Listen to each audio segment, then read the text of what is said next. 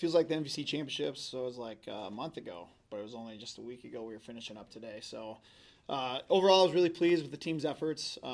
It's you want that championship caliber attitude effort every time you step on the track, in the ring, on the runway, any of that stuff. Any chance you get to put on a uniform and compete, it's a great day, and they did a really great job of maximizing opportunities. And when things didn't go our well, nobody folded and nobody gave in, and they just kept fighting back. And so, to me, that tells you a lot about the type of program you have, the culture that you have when you don't fold. And it's one of those things where would we like to finish a little bit higher in the standings? Absolutely. Unless you're on the championship podium holding that first place trophy, there's always room to improve. And so I think, moving into the outdoor season, our goal is definitely to be a lot better than we were indoors. With that being said, we had a really good indoor season, and I think when you finish third place and it's like the state of your program is in a spot where third place and you're kind of like and it's like a lot of teams would love to be in that spot, and for us to be like consistently in that top three any given year is a testament to the assistant coaches that I have, the training staff, and the student athletes. I just buy into what we're doing. They believe in one another. They show up every day, work hard, control the controllables, and then let it all out on the track and in the field on the weekends. But on the women's side, I'll start off with one of the highlights for the meet. Katie Stevens was the pentathlon conference champion, and so she came in on paper was like 300 points down to a couple of the women from Murray State, and she just put together, I think the fifth best pentathlon in school history, which that's a really hard list to get on. There's all Americans all littered through that top four, top five, and so for Katie to put herself in that situation was great. And kind of did it in dramatic fashion. Was trailing heading into the 800 meters and was able to put down a really good time there. Put enough seconds between. She needed to beat her competitor by I think 10 seconds to get her in that final event. She ended up getting her by almost 30 seconds, and so for her to put together one of her best 800 runs at the end of it all was great. Sophia Jungling in the 800 meters, she was a conference champ a couple years ago, has battled some kind of injuries along the way, redshirted 1 year, and then she's back in really good form. Ran a runner-up finish there for us, was terrific. Emma Hoynes in the women's mile, on her third mile of the weekend, so she ran the prelim round. She anchored the DMR on Sunday. And then Monday, she stepped on the track, tired legs, still found a way to run a PR, third fastest time in school history, nabbed that eighth place. And so for her to run the third fastest time in school history and get eighth really tells you the depth of the women's mile in those events for the Valley. And so, but really proud of her efforts there. Liv Silvestri in the pole vault finished fifth, and it was crazy because we had two women's vaulters that were jumping. Still at the moment, Sydney Scott ended up breaking not one, but two pole vault poles. Which then took that we were out of pole vault poles for them at that point. And so they share those two poles in that series of where they're at. We had more poles, but they weren't. Liv wasn't going to jump on those poles. They were too small, and she was in a spot where she needed to be on bigger poles, and she was out. And so we had to borrow a pole from another team, and the adversity that she was put through to really put it together, and had some really good attempts at the next height with someone else's pole and a different brand. And all those poles are just a little bit different. Like giving a golfer a different set of clubs and be like, no, go hit that thing 400 yards like you can with your TaylorMade, and you're hitting a Jack Nicklaus, club with a wooden head on it, kind of one of those situations. So she didn't give in. It was awesome. Really proud of her efforts. Bree Hackman, redshirt freshman, scored in the shot put. That's a tough thing to do. And then the women's high jump was one of the best events for us on the day. We had 3 women score. Riley Todd was third. Josie Moreland was fourth. And then freshman Soren Miracle was sixth, I believe, in there. And so that was a really big event for us, too. Just stacking a lot of points there. Jill Bennett made the 400 final, finished 7th place. Paige Kisley had a huge breakthrough in the 60 hurdles. Knocking on the door of a sub 8 race, and then ran 8:67 in the prelim, and it was a big breakthrough for her. Puts her, I think, number 6 all time in school history.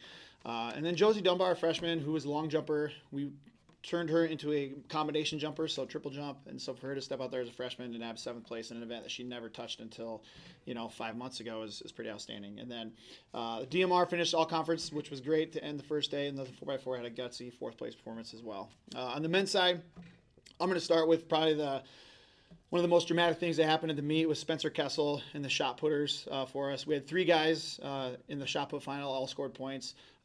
Sebastian Swistak, Carson Lenau, and then Spencer Kessel, who on the first throw of the competition puts it out there, 1780 and change, leading the competition through the prelims. In the finals, you get 3 more throws. A guy from Illinois State passes him on his first attempt of the finals.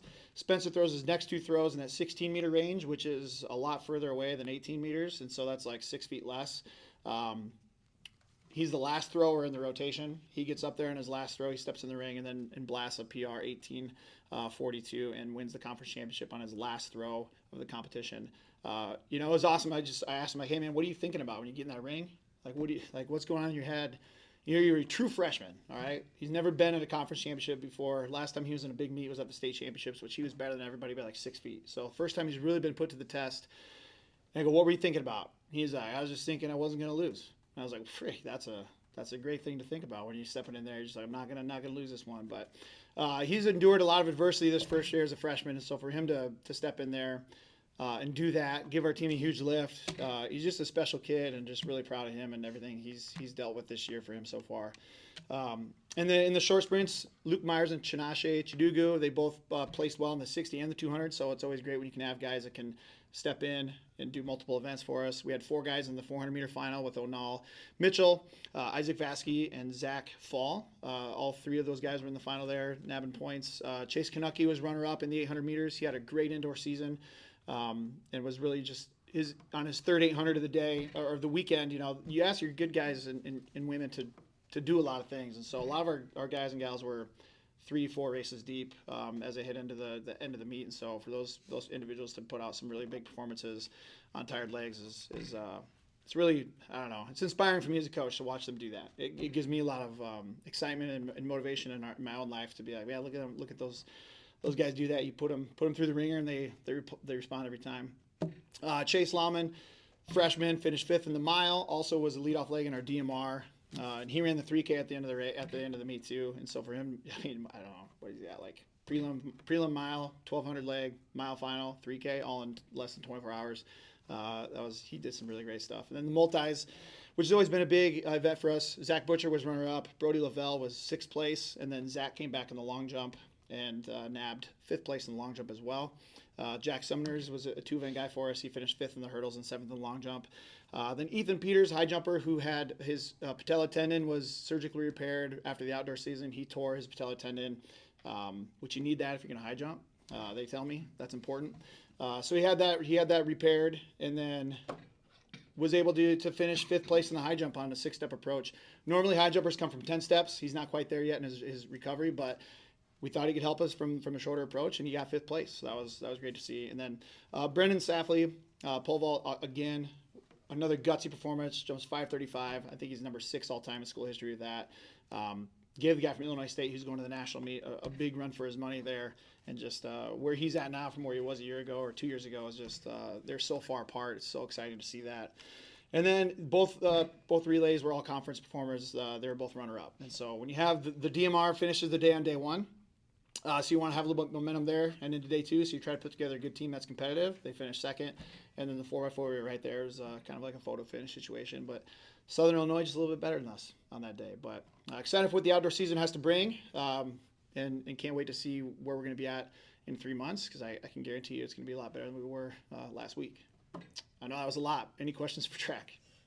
Well, thinking about what Katie Stevens is able to do, how impressive was it based on last year coming in as a freshman trying to do that and the improvements she made to win the event, but also how well she did comparatively from last year to this year in all those events, knowing that sometimes as a multi it's hard maybe to focus on improving in one area because the disciplines are different enough it could take away from your performance in another. Yeah, she's just really embraced the life of the multi. She puts in the time, and those athletes are out there longer than anybody just because they have to come up with 7 disciplines on the women's side, 10 on the men's side. And so for her, in high school she was a high jumper, and she would run a few relays, but she'd never hurdled. Definitely never threw the shot put, never threw the javelin. And so it's just like, or long jump really. So it's just like learning all those disciplines, and her progress from year 1 to year 2 is been really good, and I don't really see it slowing down. And I think she's even a little bit better outdoors. She can throw the javelin really well. There's just some things that she does so well, and just like she's a student of the sport now, which I think is when you are a multi-event and you get in there, you have to become a student of the sport. You have to learn all these different disciplines, and so if you really want to maximize where you're at, you have to figure out how to get the most out of yourself, and a lot of that's just putting in the reps and becoming a student of what needs to be done to be better, and she's doing that in all phases of her life.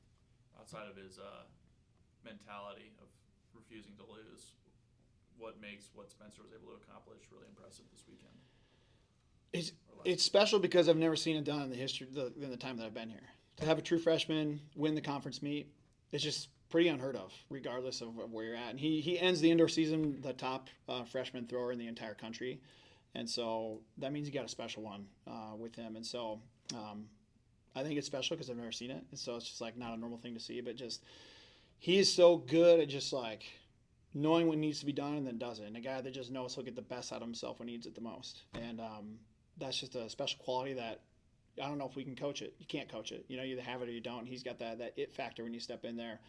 And when he stepped in there, I was like, he's going to do it. You know, there was no doubt in my mind. I just felt like his energy going into the ring and all that was just special. And give Coach Castle a ton of props with him, too. Our throws coach has done a terrific job. You can't get there without people in your corner, and that's great. And the guys around him, too. I mean, they elevate each other every single day. When you got 3 guys in the top 8, you can't have a bad practice, otherwise your teammates are kicking your butt, and nobody likes that. So, you know, it's iron sharpens iron situation for sure.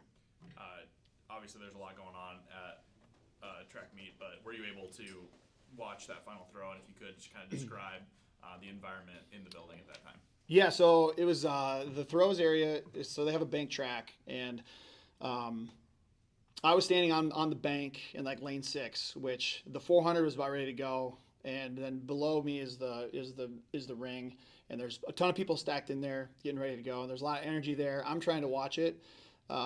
The 400's about to go. We have an official that's dragging me off of lane 6, and I'm telling him to leave me alone. I want to watch this last throw. I promise to get out of the way. And so I was like, the guy was pulling me backwards as I was watching the throw leave his hand, and then like I saw the number pop up, and I was losing my mind on the infield. But that whole area was pretty. I mean, it was pretty dynamite just to be in that area. All the throwers were there, throwers' families, a lot of the teammates were gathered around, so it was a really small atmosphere. But it was a memory. It was a moment in my coaching career I will never forget for the rest of my life. That is a guarantee. Did he get the clap going? Was it the power of the? No clap going. He just stepped in there and said, "Here, I'm going to take it. It's mine." So, but yeah, something that I'll be thinking about for a long, long time. That's for sure. There's a handful of those moments in all my career, but that one ranks up there, pretty high for sure. So, anything else? All right, go Panthers.